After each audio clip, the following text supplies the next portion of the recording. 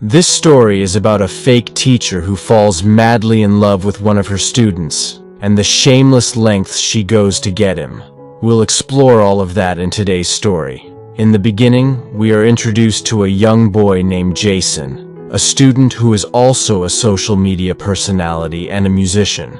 Jason's parents drop him and his sister Zoe off at school after summer vacation. Alongside them, we see a girl named Sarah, who is Zoe's roommate. Sarah has a crush on Jason. Jason's father wants him to quit music and focus on his studies, but Jason dreams of making music his career. At the school, Sister Rebecca, a teacher who knows Jason and Zoe, promises their parents that she will take care of them.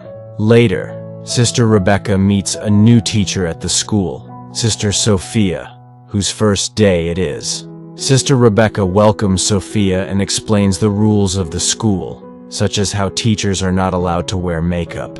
Following this, Sophia quickly wipes off her lipstick. Rebecca then gives Sophia a tour of the school, and during the tour, they meet Jason. Rebecca introduces Jason to Sophia, but Sophia notices that Jason seems a little upset. Rebecca explains that Jason recently crashed his father's car while driving drunk, which made his father furious. Later, when Sophia returns to her room, she opens her laptop and starts looking at Jason's photos and videos online. It becomes clear that she already knows Jason from before. Overcome with infatuation, she kisses the screen of her laptop, revealing her obsession. The next day, Sophia attends her first class. She introduces herself to the students but notices Jason talking to Sarah. To separate them, she makes Sarah sit at the front of the class, which annoys Sarah. However, Jason's sister Zoe finds Sophia's behavior odd since Catholic school teachers are usually not this rude. As Sophia opens a book to begin the lesson, Zoe reminds her that they pray before class. Instead of leading the prayer herself, Sophia tells Zoe to do it. Zoe prays, and the rest of the students follow. But Zoe notices that Sophia doesn't join in. Feeling suspicious, Zoe later tells Jason about it, but he's distracted by a message from Sarah and doesn't pay much attention to her.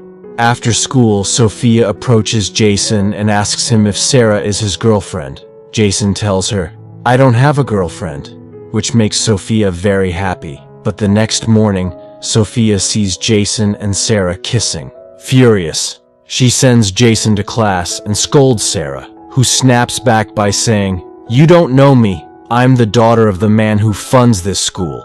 But Sophia doesn't care and firmly warns Sarah to stay away from Jason. Later that day, Sophia asks Jason to wait after class. She confronts him, saying, "You told me you don't have a girlfriend. Then what were you doing with Sarah?" Jason doesn't know what to say. Sophia then tells him, "Come see me in my chamber later." When Jason goes to meet her, he finds that Sophia has left her door slightly open on purpose. Inside, she is applying moisturizer to her arms and legs in a way that seems intentional, hoping to draw Jason's attention. Her behavior clearly shows that she's trying to seduce him, and it leaves Jason feeling confused and uncomfortable.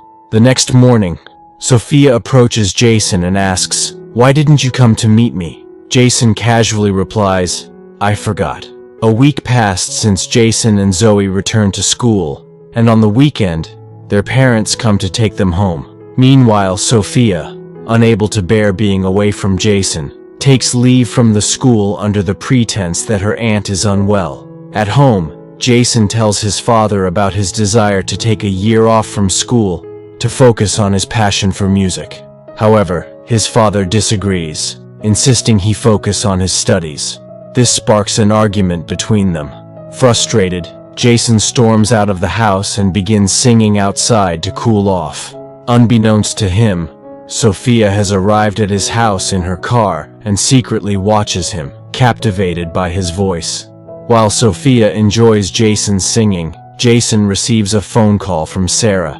Seeing this, Sophia becomes enraged.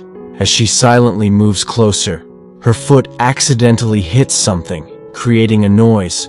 Jason hears it and starts walking toward the sound, but before he can reach Sophia, he gets a message from Zoe and heads back inside. Determined to keep Sarah away from Jason, Sophia makes her first move. Late that night, she sneaks into Sarah's room and hides drugs in one of her books. As Sophia attempts to leave, she bumps into Sister Rebecca in the hallway. Rebecca, hearing a noise, asks Sophia what she's doing there. Meanwhile, Zoe, who shares a room with Sarah, wakes up and overhears their conversation. This incident makes Zoe suspicious of Sophia. The next morning during class, Sophia instructs the students to open a specific page in their books. That's when she discovers the drugs hidden in Sarah's book. Sophia accuses Sarah in front of everyone, declaring, "You will face severe punishment for this." The news spreads quickly throughout the school, leading to Sarah's suspension. Following this, Sophia advises Sister Rebecca, "To protect the school's reputation, we should also search the boys' rooms." Acting on her suggestion, Sister Rebecca inspects the boys' dormitories and finds a bottle of alcohol under Jason's bed.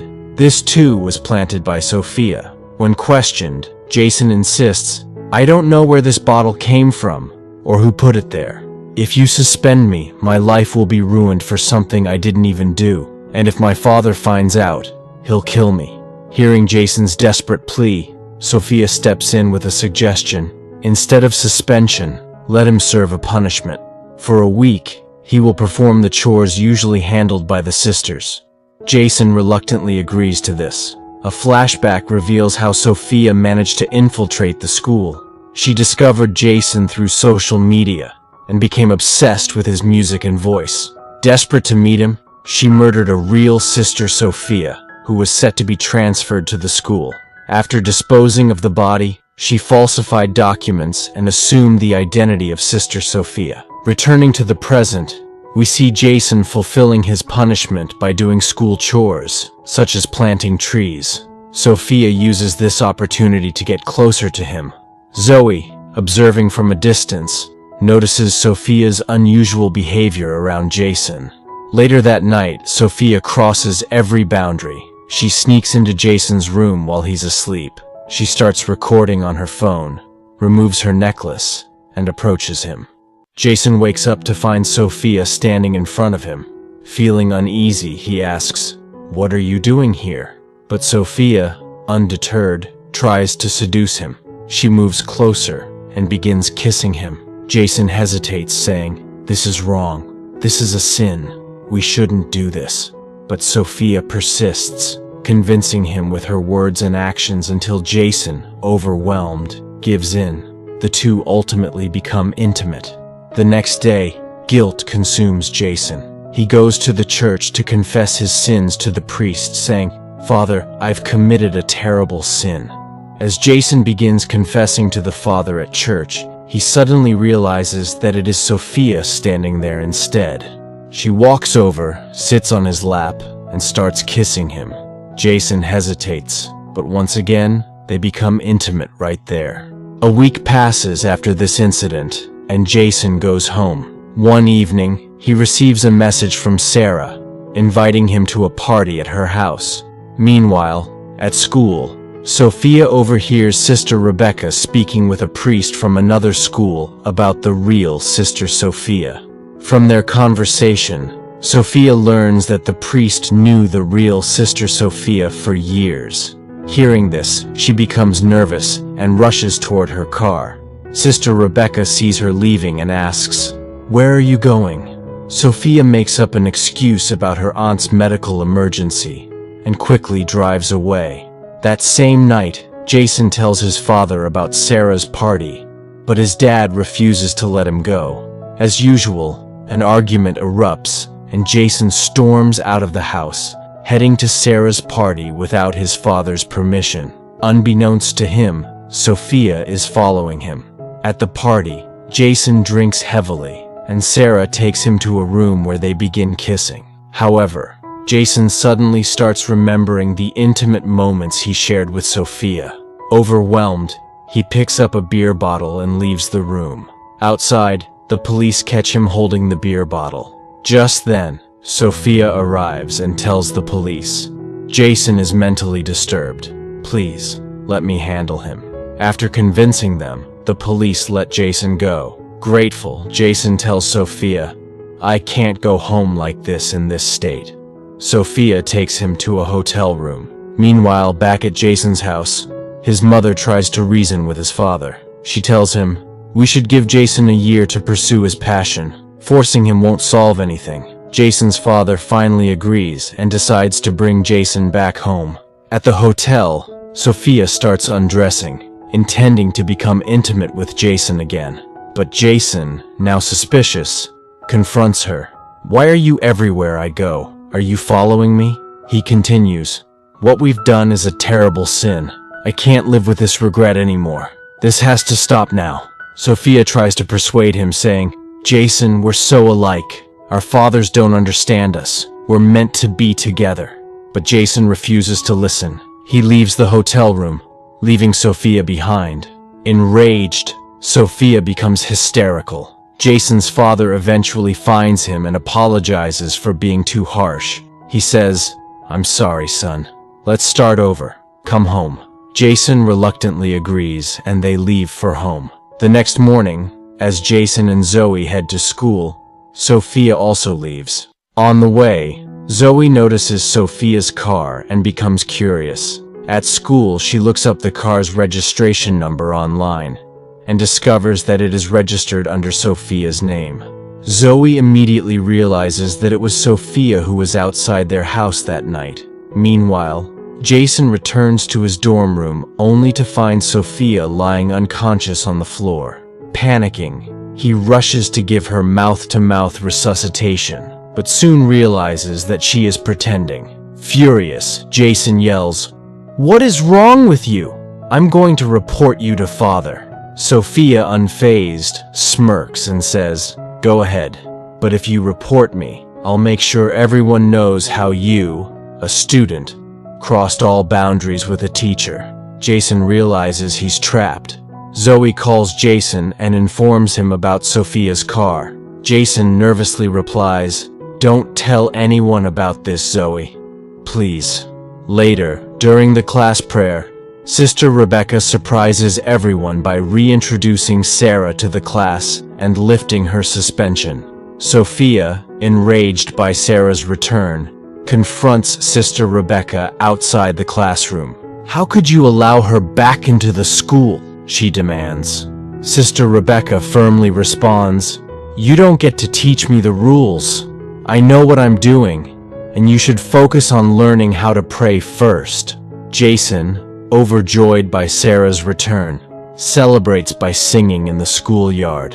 On the other hand, Sophia begins to lose control, her anger spiraling into obsessive and psychotic behavior. After this, we see Sarah taking a bath when Sophia sneaks into the bathroom. She brutally kills Sarah by smashing her head against the wall. To cover up the murder, Sophia stages it as an accident, dropping soap on the floor to make it look like Sarah slipped. Later, when Joe goes to take a bath, she stumbles upon Sarah's lifeless body and screams in shock. The school staff immediately calls the authorities, and Sarah's body is sent for post-mortem. While everyone is shaken, Joe expresses her doubts, saying, In all these years, nothing like this has ever happened. Something doesn't feel right. The next day, after the church prayer, Jason confronts Sophia outside. He says, You must have done something to Sarah. Sophia, unfazed, smirks and replies, The police ruled it an accident. And let me remind you, there's no culprit here, except for you. You're the one who committed the biggest sin by sleeping with a nun. As Jason stares at her in disbelief, Sophia reveals an MMS she secretly recorded of their intimate moments. If you say anything about Sarah's death, she threatens, I'll make this video viral on social media. Jason, feeling trapped, remains silent. The next morning, Jason and Zoe prepare to leave for home. Sophia, noticing this, excuses herself from Sister Rebecca by claiming her aunt has passed away and leaves as well. That evening, Jason and his family go out for dinner at a restaurant, but to Jason's shock, Sister Sophia is also there. Sophia introduces herself to Jason's parents. Jason's dad, impressed by her demeanor, invites her to join them at the table. Although Jason protests, his dad insists, and Sophia sits with them. Jason grows visibly uncomfortable, and Zoe, observing everything, begins to suspect something is seriously wrong. Meanwhile, back at the school, Sister Rebecca starts investigating Sophia's claims about her aunt's death. She tries to find an address to send flowers, only to discover that the alleged death never occurred. Later that night, Zoe presses Jason for answers.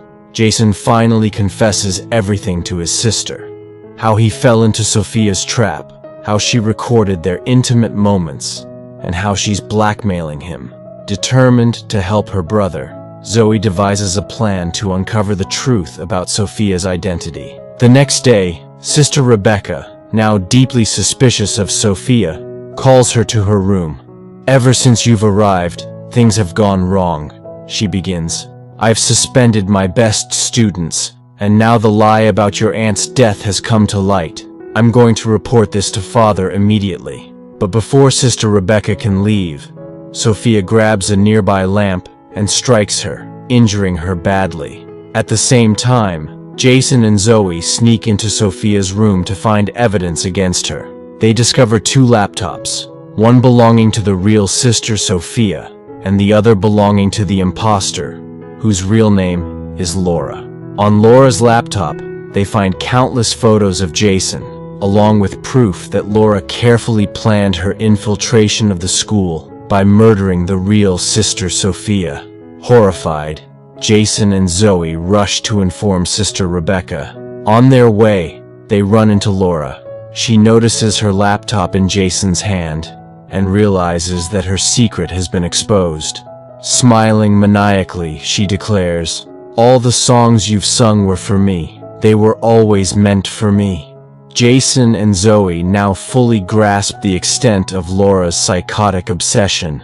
As they try to move past her, Laura seizes an opportunity and attacks Zoe with a lamp. Enraged, Jason lunges at Laura and begins strangling her, but Laura kicks him between the legs, causing him to collapse in pain. She then turns her attention back to Zoe, preparing to strike her again with the lamp. At that moment, Sister Rebecca intervenes and snatches the lamp from Laura. Laura, realizing she's outnumbered, attempts to flee, but Jason regains consciousness, grabs a screwdriver from his pocket, and stabs her in the back. Laura collapses and dies on the spot.